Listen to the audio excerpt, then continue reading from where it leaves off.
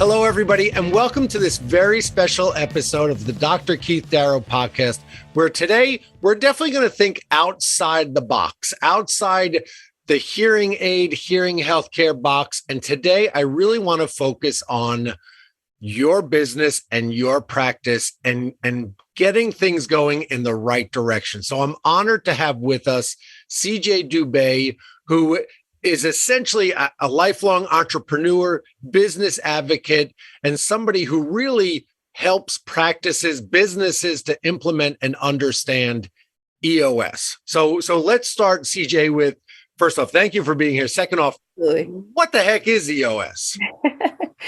EOS, Entrepreneurial Operating System, is a holistic system that helps to manage human energy.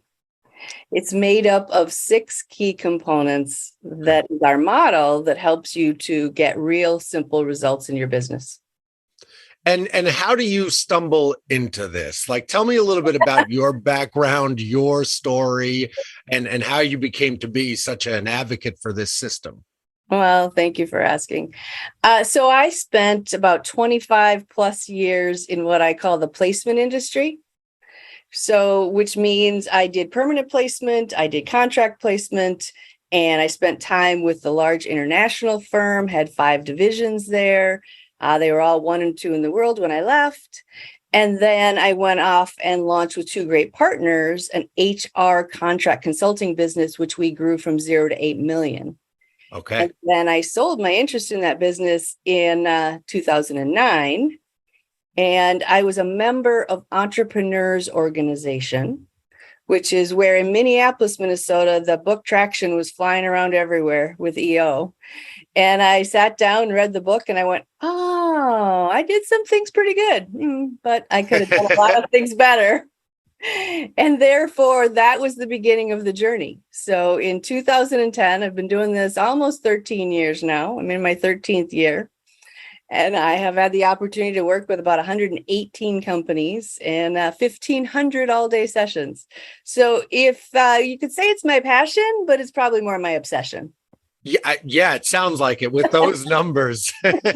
And what have you, okay, so you built a business, successful businesses, right? You've built them up, you started from scratch, you sold for big dollar signs.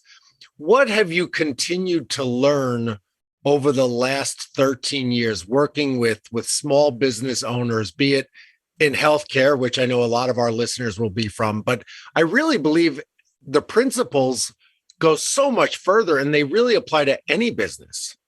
They absolutely do. So I've had the opportunity to work with all industries over the last, 12 plus years, and it applies to all businesses. The tools that Gino Wickman created are absolutely simple. I didn't say easy because it does take some work for us to implement them, but the 6 key components of vision, which ultimately vision has the 8 questions in there, which is the vision traction organizer. So we help answer those 8 questions so you know where you're going and how you're going to get there. But we really start with the people component. The first thing out of the gate when we get started is we help teams build what we call an accountability chart.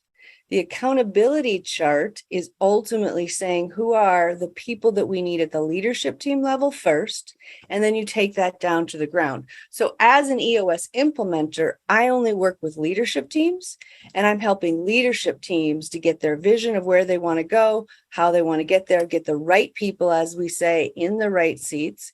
And then we dial into your data. We dial into build a scorecard, build numbers to make sure you're on track there, because the numbers always tell us a story. And what's your story? And how do we improve that story? So let me ask you something. What a big picture, what is the business owner pain that you're trying to solve with EOS? What's the most common issue you run into? People. The number one issue is people. And because you're frustrated. Because entrepreneurs, you started a business, you started it from scratch, you're very good at what you do, but all of a sudden it's not just you and a partner, Now it's 10 people, then it's 20, then it's 100.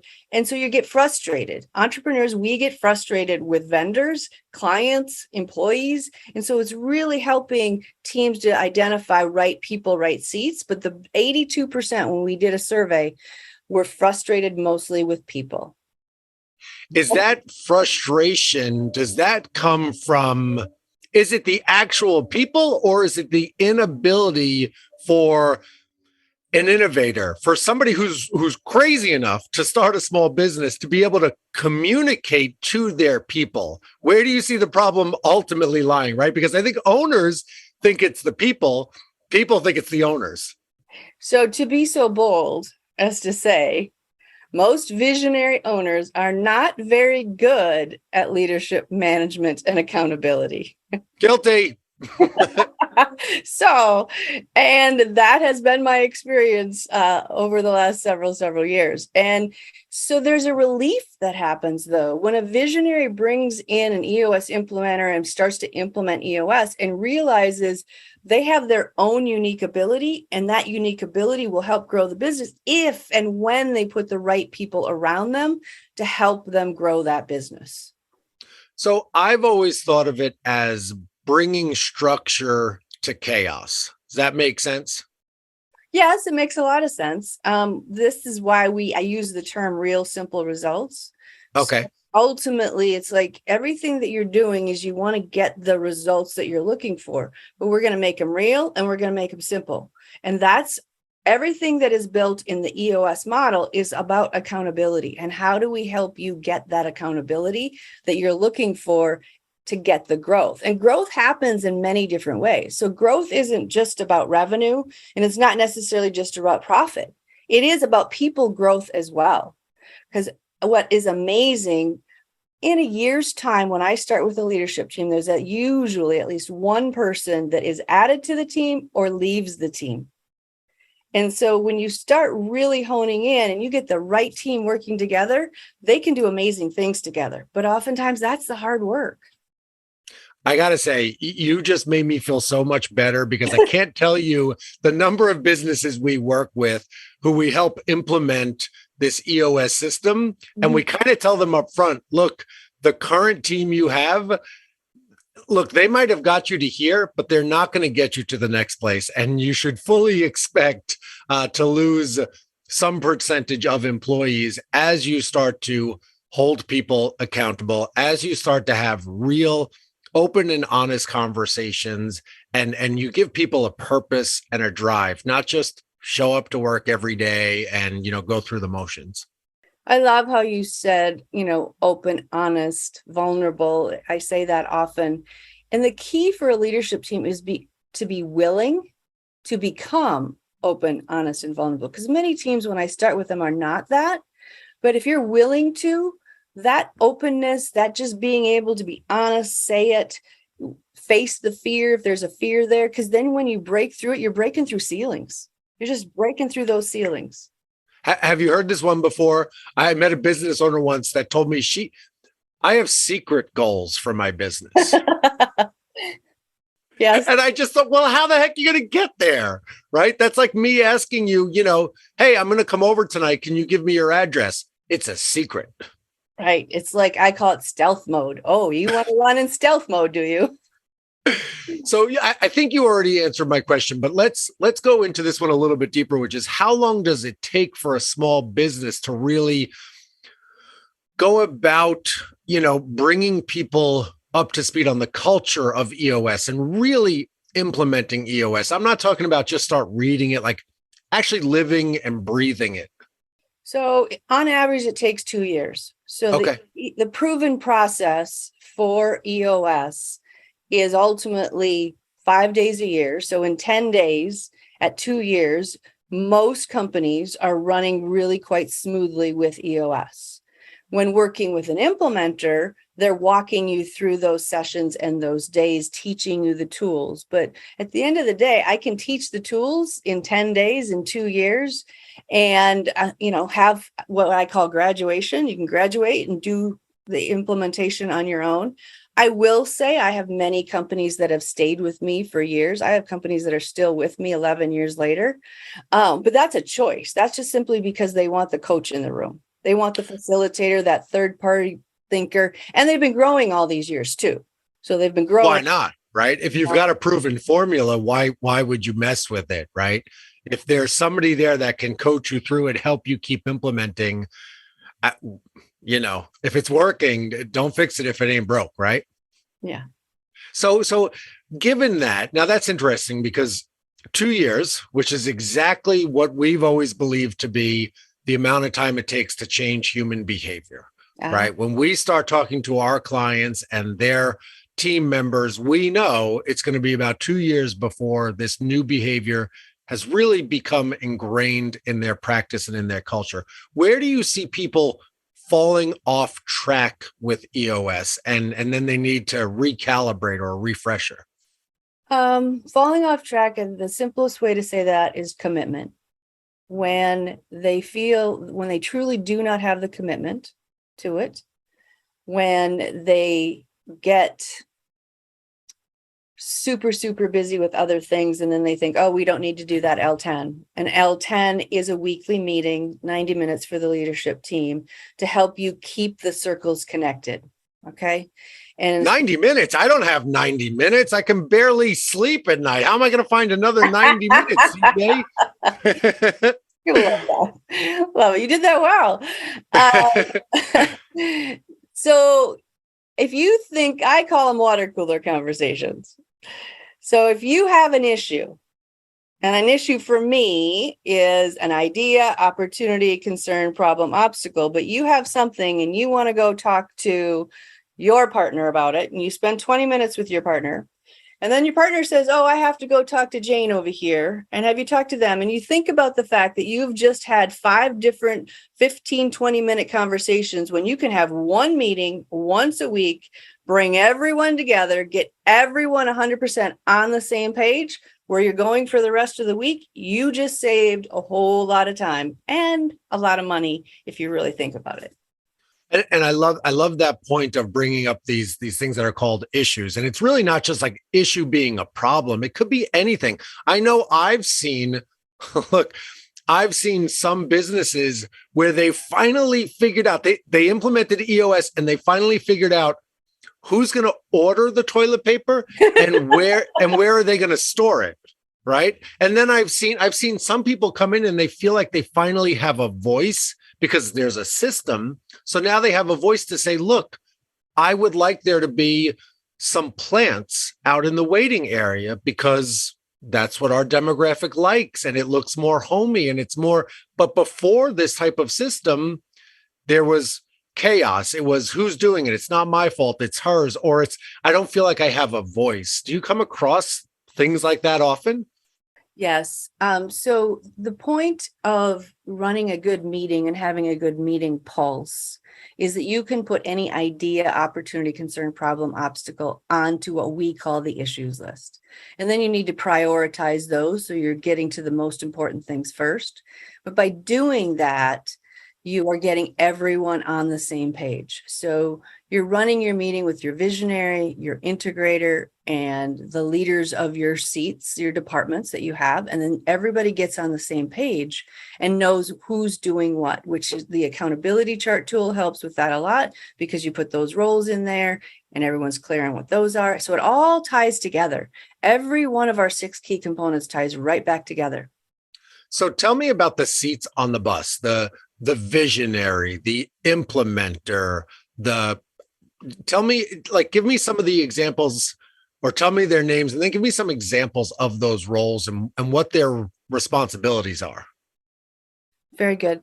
So the visionary is the owner most of the time. The visionary is the person who has 20 ideas a week. Only one of them is any good. Oh, absolutely. I got lots of bad ideas. But the one that's good is the one that hits it out of the park. Now, your visionaries are also usually very involved in research and development, the new ideas, right? Thinking through that. If there's a problem in the business, they're usually first one to really get us solving. Okay. The integrator is the person who's harmoniously running this business on a day-to-day, week-to-week, month-to-month basis. The visionary and the integrator need to be this perfect puzzle piece. When those two are so great together, businesses grow. Then on leadership teams, you have finance leaders, you have operations leaders, and you have sales leaders. So there's three main functions in every business, no matter what the business. Who runs sales and marketing, who runs operations, and who runs finance, and then you have your visionary integrator. So it's customized to each business. Some businesses have a leader for sales and a leader for marketing. Other businesses have two leaders in operations. So I have construction companies. One could be the leader of project management, the other is the leader of the field. And then you have finance leaders. And oftentimes what falls into finance is HR, IT, legal, banking, all those things fall into finance. And sometimes there's an HR leader on a leadership team. It really depends on the size of the business as well as to what leaders they feel they need to have. So I could envision a lot of people listening to this, small business owners saying, wait a second, CJ, I do all of that. And that's very true. And it happens all the time. When I've had as small a team as two. So I've started with leadership teams. It's two people and they're owning all these seats together. The goal is to get the structure set. And so you can start moving to the future, right? So how do we get the growth going and moving to the future? So when we come in to help you figure out what that structure looks like, what is it for today and the next year? What is it 3 years from now? And what's your long range goal? Really narrowing in on potentially a 10-year target. So setting the vision, and I think of that as setting the coordinates in your GPS and figuring out how to get there, right? And what happens when you put in an address into your Google Maps? Sometimes you get 3, 4, 5 options on how to get there. True. Right. And it seems like this system will sort of help you get there most efficiently. Yes. And what I really want everyone to hear is we do not think of titles. So we are thinking of functions. What are the functions that the business needs, not the title that the business needs? So you can say visionary and you could say, well, that's a CEO. Well, okay. For me, it's a visionary and that is the function of the seat, right? Finance leader is the function. You can call him the CFO, but for me, it's the function, right? So that's what I want people to think about is what is the functions you need in your business to get to the next level. And go back to this vision and you said it's integrator. Later. So I would imagine there's potentially some issues there, right? Because the visionary might be completely adaptable, might think every one of their 20 ideas is great. And so how do you set up the right combination so that it's not oil and water at all times? Yeah. So the visionary is the owner and they're looking for their perfect puzzle piece. And so they really need to work through values. So core values. One of the first exercises we do in the first 3 days is we build core values as well, right? So what are the core values? But a visionary thinking about the core values, because ultimately the visionary is usually the one that sets the culture for the business. It's their business. They've set the culture. But when you really narrow it down to those 3 to 7 most important values for themselves and the business, then you look to say, what is the seat, the integrator seat? What is it specific to my business that I need as an integrator? Keeping in mind they're responsible for the profit and loss of the business. They're responsible for being the glue of the business, holding all those other areas together. And then how well will they work together as a team? Because the visionary integrator duo, when they work great together, they're helping the whole business go. Now, the hardest thing for a visionary is they don't like LMA, so they have to let go of the vine a bit, is how I say it, to ensure they're empowering that integrator to make decisions. The integrator at the end of the day is the tiebreaker for making decisions. You could have a leadership team that thinks three think one way, 2 think another. If I'm in the room, I'm looking at that integrator, I'm going to say, make a decision. because we can't just sit in consensus all the time or we'll never make decisions. Right? So there's definitely a journey for a visionary to find that right integrator. Oftentimes they already are in the business. Sometimes they have to go to market to find that person, but always keeping in mind what are the values they have, and then what is the seat, which leads us to what we call GWC, which is get it, want it, and have capacity. So get it, as I say, God-given talent to do the job. They just naturally know how to do it. They passionately, energetically want that seat, and they have the capacity, mental, physical, emotional, spiritual skill capacity to do the job. That's perfect. And so is there this initial like evaluation on how this works, on how you find, well, I guess what you said is right. You first define the seats and the functions that your business needs, and then you find the person. I would imagine most businesses, I know the ones I've seen, have said, well, he or she does this well, and so I'll make up a position, as compared to what are the primary ingredients you need for a successful business. And I did that for years myself. I really like this person. I'm going to bring them into my business. Well, once you take a step back, and you really go up here, look down at the business and say, what is the right structure for this business? So we're always going to say structure first, people second. So what's the structure that we need? You look at that. What are the roles and responsibilities in the seat? Then you say, okay, here's this person. Does that person match my values, all of our core values? And do they get it, want it, have capacity to do the seat? The tool that we use is called the People Analyzer tool. It's a very simplistic tool. Values go across the top, the person, and you say, are they plus, minus, or minus on each one of these values? Plus, usually the majority of the time, 90%, they fit the value. Plus minus is sometimes yes, sometimes no. And then minus is almost always 50% or less. I think we've probably all worked with someone we've rubbed wrong with once in a while, right? I have. Even though I knew they were really great at their job, they were really, really good. However, they rubbed wrong. So you need both, is my point. You need someone that matches your values and GWC's the seat to make sure they match together. So we got vision, we got GWC, we got defining the functions. How does the organizational checkup work into this? And is this something that's right out the bat? And what's the intent of it? So the organizational checkup is made up of questions that are surrounded around EOS tools that are specific to the 6 key components. So let me just say the 6 key components, just to be clear. So vision, I talked about. People, I talked about. Data. Then you do have the issues, which is a specific issue solving track that we utilize. And you have process. And hint, everyone, the process book is coming out in September. Excellent. written by Mike Payton and Lisa Gonzalez. And so the process is the 5th key component. And the 6th key component is the traction component.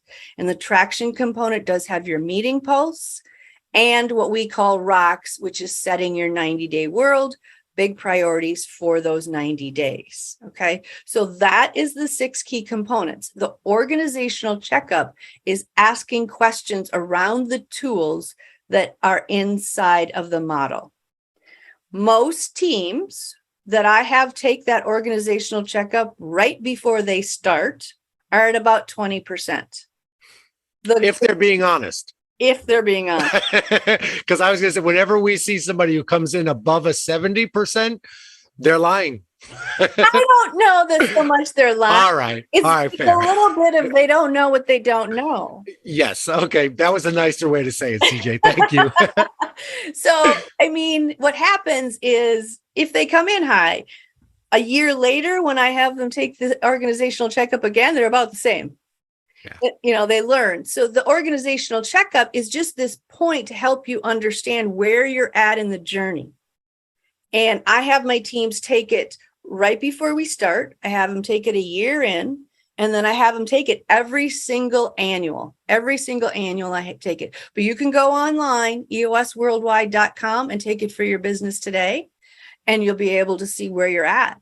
And Yeah, that's one of the free tools. I know there's several free tools on the EOS website.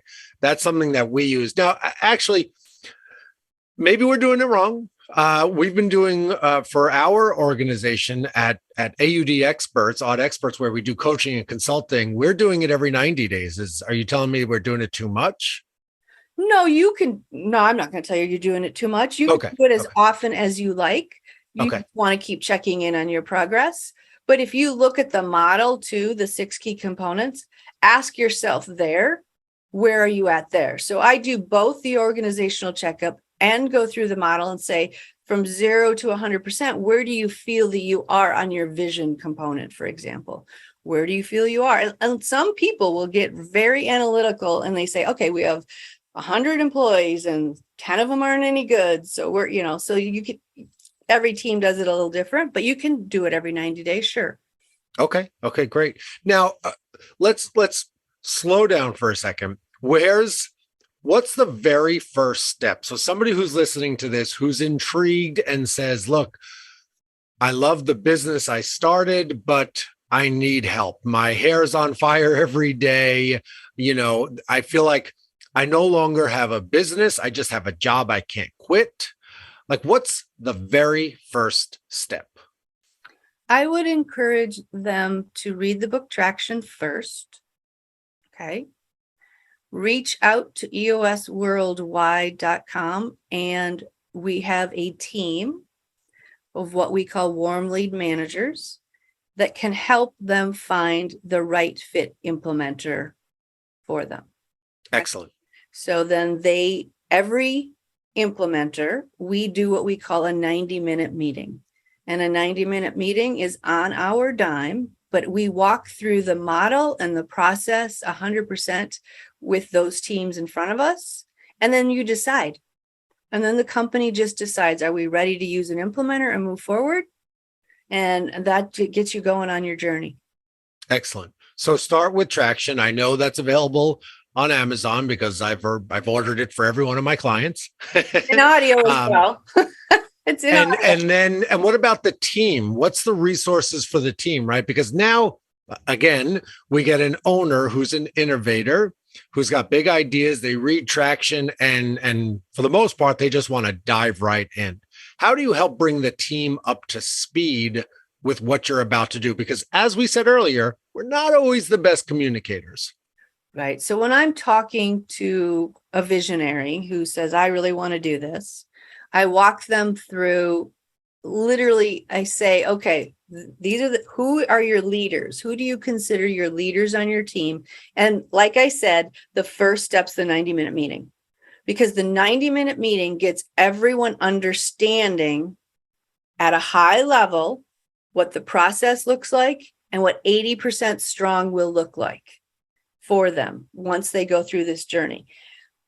No implementer should ever start a company without doing a 90-minute meeting, because you do, like you said, you want to get everybody engaged and committed to wanting to go down the process and the journey, because it's a journey, right? And the journey to mastery never ends. So we're always looking on helping teams and perform and get better and better, but you want to make sure they're committed, because if not, as I say, a good friend of mine, Walt Brown, another implementer, he says, well, I don't want to drag them in and drag them around. And that's true. I don't either. I want you to want this, and I want to help you grow. Excellent. Thank you so much. I think this has been such a great conversation, different than most conversations I've had that are hyper-focused on audiology and hearing healthcare. I think this is going to be one of those podcast interviews that lives on forever, that people are just, it's a great way to get to know EOS. Step one, Traction. Go to the EOS website and figure out which tools are right for you. But again, definitely start with Traction. And I've yet to meet a person who's read Traction and said, no, that's not for me. So CJ, thank you so much for being here. I really appreciate all of your insights into the EOS system and all you do for all the businesses that you work with. Thank you very much. Thank you. It's my pleasure and my passion and my obsession. I love doing it. I love it. All right. Take care.